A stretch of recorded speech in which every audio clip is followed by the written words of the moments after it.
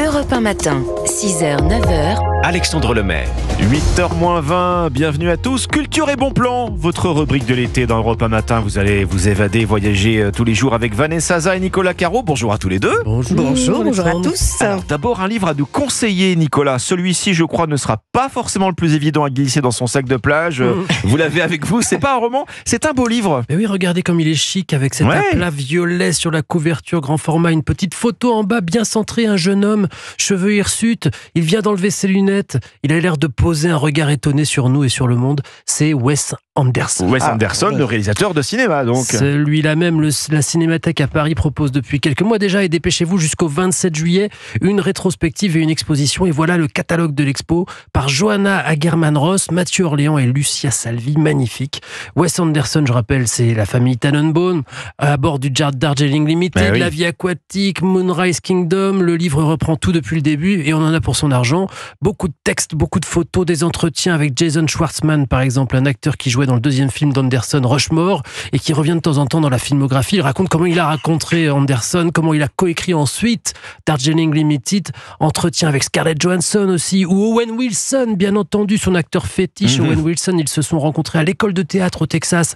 Owen Wilson a coécrit même le premier film, un court-métrage de Wes Anderson, Bottle Rocket, et il a joué dans 8 de ses films. Ouais, c'est une partition, c'est ça ? Ben oui. Il y a une partition d'Alexandre Desplat. C'est le thème de Fantastic Mr. Fox. Chez Wes, dit Alexandre Desplat, la mélodie ne se développe pas de façon conventionnelle. Elle va d'un point A à un point Z en se faisant souvent l'école buissonnière. Wes Anderson, quoi. Il y a tout ce qu'il faut savoir sur lui.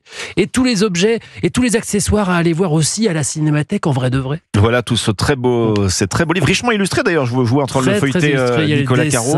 Il y a des photos, c'est génial. Voilà, Wes Anderson, Les Archives, c'est le titre de ce beau livre que vous nous conseillez ce matin. Merci Nicolas. Vanessa, à nous. Alors nous. Oui, tous les jours dans Europe 1 matin, Vanessa, vous allez proposer une destination coup de cœur. Alors où est-ce qu'on part pour commencer? On va partir très très loin. On va partir dans des pays exotiques. Mais en restant en France, on part en Charente-Maritime, on part à Rochefort-sur-Mer. Ça va plaire à Nicolas. C'est un incontournable de l'année. La maison de Pierre Loti vient enfin de rouvrir en juin. Ça faisait 10 ans qu'on l'attendait. Et c'est vrai que cette maison, c'est un voyage à elle toute seule, comme ses récits. Et vous allez découvrir que Loti n'était pas seulement un officier de marine, un académicien, un artiste, un excentrique. Il organisait des fêtes hallucinantes dans cette maison. Ni qu'un écrivain voyageur, parce que c'est un vrai pèlerin en fait de la planète.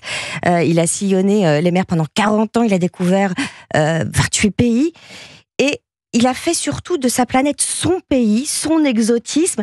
Et rien que son pseudonyme est exotique, puisque Pierre Loti, c'est un pseudonyme. Il se l'est donné à son retour de Tahiti. Loti, c'est le nom d'une fleur maori, les amis. Dites-moi, vous nous envoyez des parfums de fleurs de tiare, d'alizé dans le studio. Dans sa maison aussi, j'imagine. Oui, alors surtout de l'encens dans le salon turc. Donc c'est un voyage d'essence, cette maison. Vous êtes transporté dans des ailleurs et c'est Loti qui vous prend par la main. C'est son âme. Pourquoi ? Parce que dans la scénographie, vous tenez une lampe de marine. Elle est interactive et vous allez vous plonger dans cette maison qui est quand même très tamisée, puisqu'il n'avait pas installé l'électricité à l'époque. Il était contre la modernité. Il a fini finalement par l'installer dans ses toilettes. Voilà. Et c'est comme ça que cette magie opère et vous passez de pièce en pièce. Ma préférée, qui vient de naître vraiment, c'est la salle chinoise, avec ce rouge syllabre de la cité interdite. Et vous allez pouvoir observer vraiment le travail des artisans dans cette salle, puisqu'ils ont mis 1 an à reconstituer le trône.